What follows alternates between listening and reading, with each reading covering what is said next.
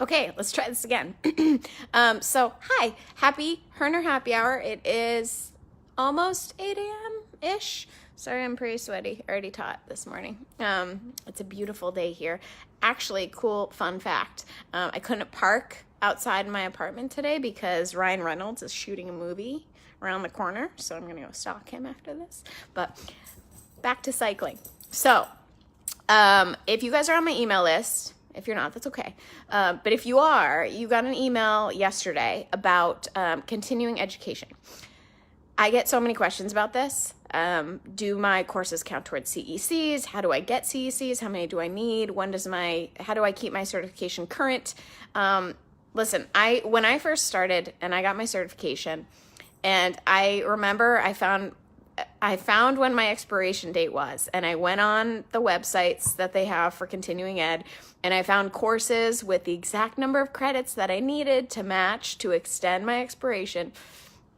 It was so worthless though. So here's the thing. I totally get the idea and the process behind continuing education. I think it's great. Like, the whole idea is that we want to continuously improve. We can't just stay where we're at forever. We want to be getting better. Oh my gosh, look at her. So I get that. But the way that it's done with these courses, these stupid, mindless courses, I'm sorry, not all of them, but 99% of them, you go into a PowerPoint presentation, you click through them, you get to the end, and you take a test, and you take it as many times as you need to pass because there's no limit, and then you get the credits. You're not going to learn anything from that. At least I didn't. I couldn't even tell you the names of the ones that I took. I think I took one course about power that was very helpful, and that was about it. So I struggle with this because I am a huge believer in continuing education, just not the way that it is. So the way that I suggest people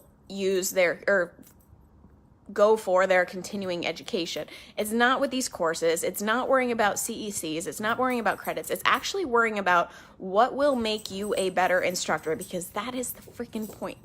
So what I said in this email, I have two big ways that I think everyone should be continuously educating themselves in the instructor world. And honestly, these are the two things that every good instructor I know does, without any exception.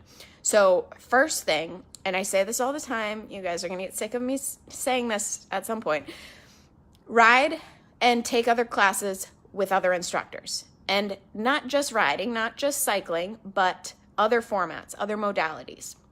Yoga, boot camp, dance class, Zumba, if you want to be crazy. All of these things, I promise you, every single class that you take, you're going to learn something, whether it's a new cue, a new way to use your voice. Pay attention to that. You're going to be taking these classes with your instructor hat on and thinking about it from that point of view, and you're going to learn something from the way that instructor teaches. So if you're not doing this already, and I don't want to hear the excuse that you teach a lot, because listen, I teach a lot too. A lot of people in here teach a lot. You can make it work. One class a week. Just go for that. So if I'm teaching a ton of classes, like 10 plus classes a week, I do a yoga class or something more restorative. There's always a way to get a class in, an extra class. If it's not once a week, maybe it's once every other week. Just try, put some effort into it. You'll see. It's really cool once you start to pull some, and it'll help you with your current classes because you'll learn and you'll have stuff to put in your pocket so that when you go teach, you have some new tricks up your sleeve. The second form of continuing ed that I see every good instructor do, and I highly recommend, is having, and most of you that I've talked to don't do this, so listen up. Have a mentor or a coach, whether that's your manager, a peer instructor that you work with that maybe you look up to, me, this is what I do. Anyone, find them, use them, have them review your ride and evaluate your ride regularly. So I'm talking like at least quarterly, if not more than that. If you're a new instructor, it's got to be more than that. That is an incredible way to improve, and I'll tell you why. We don't notice a lot of the things that we do in our ride, and a rider as much as we want feedback from our riders, they don't understand what goes into coaching and teaching, so they're not going to be able to nitpick your ride in a way that helps you improve. They're just going to know, I liked it or I didn't like it. And they're going to tell you they liked your music or they didn't like your music, but that's really it. They're not going to be able to dig into the nitty-gritty. You need someone who has the experience of instructing and someone who has your back, someone who wants to teach and coach you, someone who has incentive to do so, to be watching your ride and giving you feedback. And this is so important, and very few of you do this. If you do, let me know in the comments because I'd love to hear it, but I know that most of you don't, and it's not your fault. There's not a lot of opportunity for it. Not a lot of us have great manager. Well, I'm a manager and I do this, but not a lot of you have managers or mentors that you work with. So it's hard to find that would be willing to do this. So it's hard to find it. But I do this. So if this is something you need, let me know. I'm going to tell you some of the things that my clients that I've worked with in these tune-up sessions have found that they've done that they didn't even realize they were doing or totally needed to improve to change their ride. First, bike setup. Believe it or not, I have seen countless video audits of instructors who come to me and they just want me to review their ride, and Coogee. Sorry, she lost her ball under the couch. And they come to me and they show me a video of their ride, and the first thing I notice is that their bike setup is terrible. But the thing is, so we learn how to do bike setup at our certifications or at our trainings, whatever, when we go to a class and an instructor shows us. But listen, that's one time, maybe 2 times. You're probably going to have to adjust because it's not going to be perfect until you kind of work through it, especially if you're on a different bike. Remember that all the bikes are different, and you're going to have to adjust every time. So I have seen countless instructors who have been teaching with the wrong bike setup. And not only is it uncomfortable and unsafe, but you're never going to have someone tell you otherwise, because your riders aren't going to come up to you after class and say, hey, you looked kind of weird on the bike. It's not going to happen. So unless you have a mentor or a coach who can look at that for you, you might be in the incorrect bike setup. So that was one of my clients. One of them was counted. So I watched her video of her ride. Unbelievable. And she counts incorrectly. So she would count up instead of down. She never learned the 8 count. So she would, when she was counting into an interval, she would count 1, 2, 3, 4. And it wasn't on the beat, and it wasn't, it wasn't the right counting. On top of that, she was just off the beat because she'd never learned how to count. Hey guys, hey Josette, hey Sabrina. So because of that, her ride sounded a little disjointed. And she didn't even realize she was doing this because, like I said, she never actually learned the correct way to count. So that was another client. Let me think of some others. So I had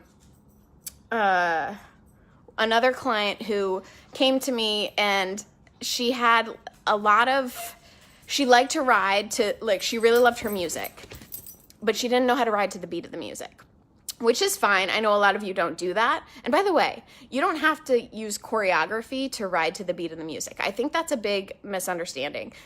You don't have to be doing push-ups on the bike if you don't want to, just to ride to the beat. The beat of the music is an incredible way to help your riders find the right speed. So not everyone wants to look at a screen and look at their RPM and look at their cadence and constantly be paying attention to the numbers. It's exhausting. Get to this speed, get to these gears so that you're feeling this percentage effort. It's a lot. If you can help them find where they're supposed to be by just listening to the music, it takes a little bit of the pressure off because they don't have to focus so much on the numbers. And you might not even have a monitor in front of you, which makes it even more important to have that beat so that people can find it without having to watch your feet the whole time. Sorry, we have a cannon outside.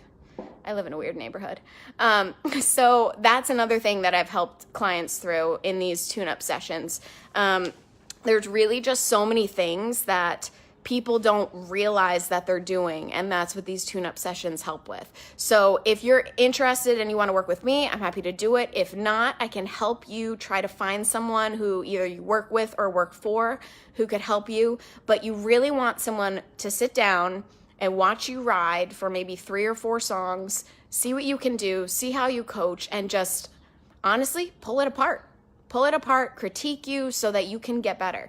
I know it's painful to do because we all want to be the best. We want to think we're the best, and it's hard to take criticism. It's hard to take critique. It's hard to get that review done, but it's important. If you really truly want to improve and you want to get better, you have to let this kind of thing happen. If you're cool just staying where you are, steady as she goes, that's fine. But I personally think that being an instructor is so much more a journey than a destination. I don't know anyone who I would ever say, even the best instructors I've ridden with, I would never say that they're done learning and growing, because I think it's a career that just, it gives you the opportunity to continuously grow and improve. And I believe that about most things in life. But if anyone wants help, I put the link. I've been doing a lot of these lately. Like I said, I do them. I think you have to do them at a minimum quarterly. So make sure you get someone who can help you with that. If you want me to help you, I put a link in the caption. Check it out. You can shoot me a message if you have more questions about it. But really, guys, I think this is the best form of continuing education because it's unique to you. It's not just a course, a general course. It's going to nitpick the specific things that you're doing that maybe you didn't realize you were doing or you can improve upon. So hopefully that made sense. Hopefully that wasn't too harsh. I don't want to be harsh. I just want to explain the things that I think are super important for us all to be doing. So if you have any questions, drop them in the comments, shoot me a message, and have a lovely rest of your day, guys.